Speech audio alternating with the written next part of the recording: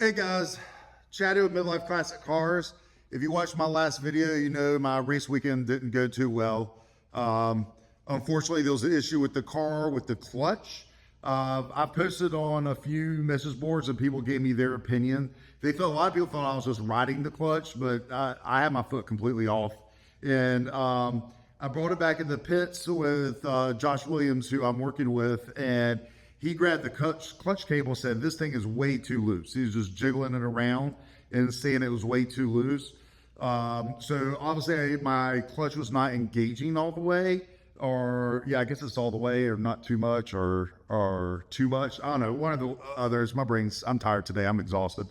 But anyway, we're going to get the front off the car, get the hood off the car, get the front off, get the car in the air, and drain the fluids. I'm going to check the fluids as I drain them, or the oil, I should say, and then I am going to try to get just the clutch plate off today and just inspect the discs that are in there. Luckily, I have sitting right there in that box the factory clutch. So this one, and I just inspected the disc on that. They look pretty clean. Other than needing to re-soak them in oil for a while before installing them. If these are burnt out, the one that's in the car, if it is burnt out, then I have something to replace it with. So I'm gonna get to it, and I'll show you a little bit more as I get along going. Okay, so I've got the body or the front clip off, and I said too loose, but it must be too tight. I mean, that thing's stiff as can be right now. It's got no play in it. So we're going to take this apart, like I said, inspect this clutch, and see how it looks. Okay, here's where we're at so far. Just got the cover off. I do see this has some black material on it, but I'm not really sure what that is. So I've got to now get this off so we can start inspecting the disc. Okay, so this is the Henson clutch here, and you can just pretty much tell it's burnt up. You can tell how dark it is and everything, and how badly scorched some of these are, and some of these just have some burn marks. And in no way is this Henson's fault. This has to do with the way the clutch lever was installed on my car. So fortunately for me, I still have a stock clutch system from the previous owner, and this thing's looking pretty mint, and luckily he kept it in the correct order. So what I'm gonna do is get these soaking in some motor oil, and that way they're nice and lubed up when I install them, and then get this reinstalled. I also need to clean up the clutch housing here, because what you'll see is there's definitely some debris in there from where the clutch started to burn itself up. So I'm gonna put some towels in here, clog this hole, and clean that out to make sure nothing falls down into the pan down here. Sorry about that. And hopefully this will solve my engine, my clutch issues. I'll also figure out how to properly set the clutch cable, because that was the issue. Before in my other video, I was saying it was too loose. I misspoke. It was way too tight. I mean, this thing, you could barely budge at all when it was in there. So obviously it was too tight. So yeah, I had to learn that one. Luckily, a lot of people in the Facebook message forums helped me figure that one out, that it wasn't too tight. Or too loose. It was too tight. So I'm gonna get to it and start getting these installed.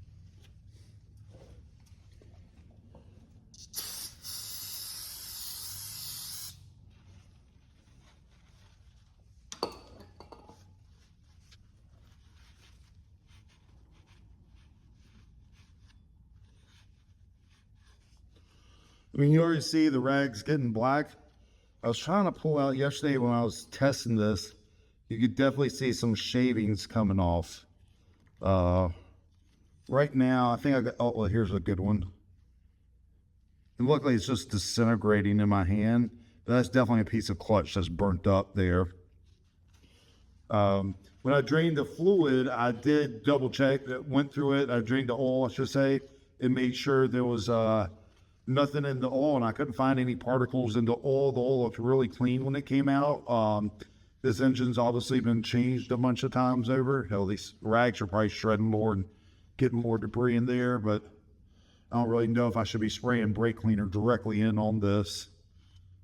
Probably need not a shady tree mechanic like myself to tell me that. Like I'm not sure about spraying it in there if it caused damage. I'm sure it would if the brake cleaner down there, there's a piece there.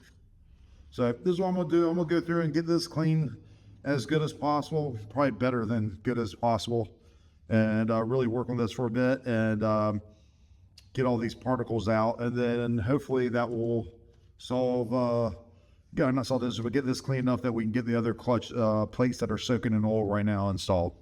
So I'm gonna just get to that. All right, so from here, I've got everything put back together. I've got everything torqued down correctly. Got all the plates put in correctly, I'm pretty sure. Hope so. But this is pretty much what it looks like.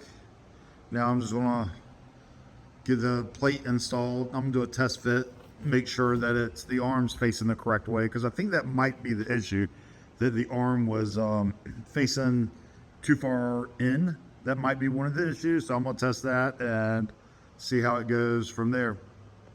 So I couldn't get the clutch to move correctly at my shop. So I put it in the trailer, brought it down to Charlotte, and you're going to see in a little bit here, I was trying to fix it inside the trailer and just could not get it to work. Nothing I did. It was just you could feel it just not moving at all. It was completely stiff. Then I took it to INEX. Luckily, I'm in Charlotte. My father and mother live right down the road from INEX. And I took the car there, and this guy, his name's Chad. He was so awesome. I pulled the car in without anything on the front of it. He came in, took the clutch apart, threw away my clutch plates, gave me fresh ones, and he had me done within 20, 30 minutes. I mean, he knocked it out super quick.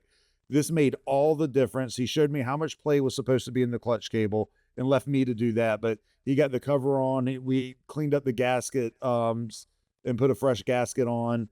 And that guy really just saved my butt.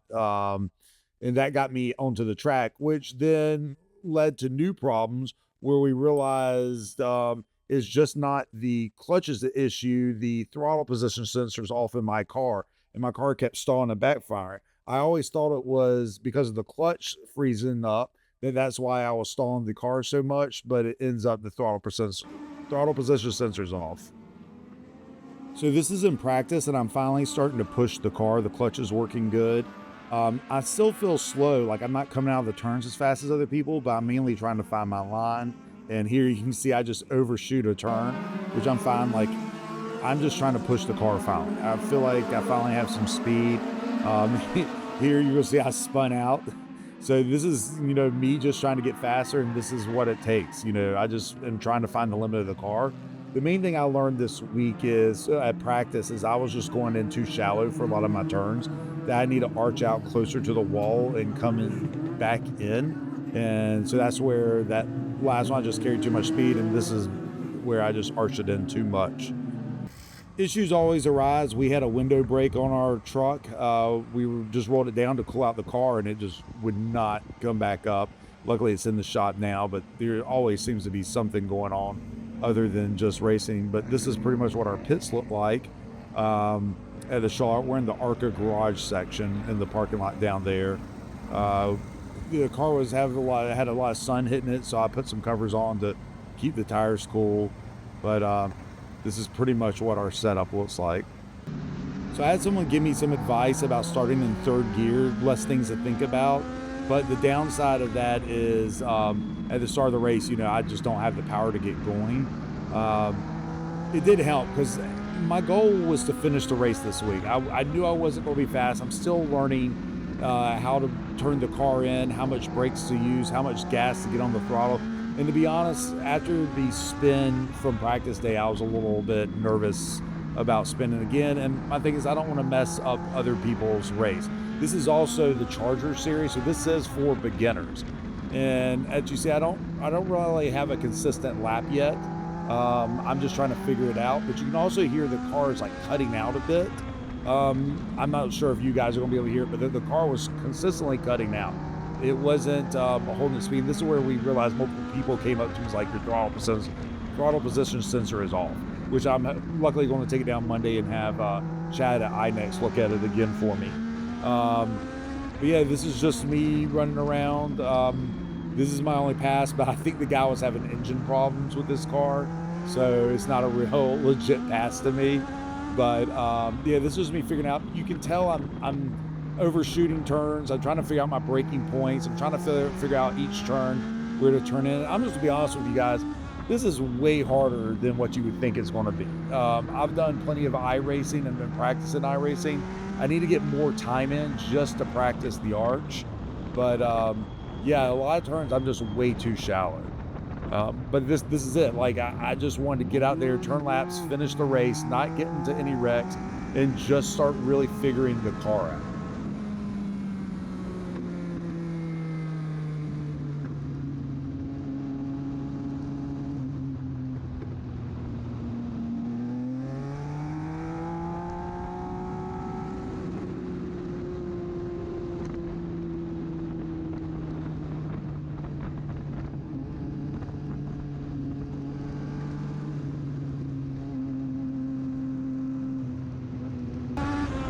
So here's a restart after a caution. Once again, start on third gear, but I really think it's great advice to, just take things off my plate for the starts, but it definitely bogs me down a lot. And like I said before, the throttle position sensor, I just think I'm down on power. But just me working at it, just trying to get better. That's all this is trying to turn faster laps and get better.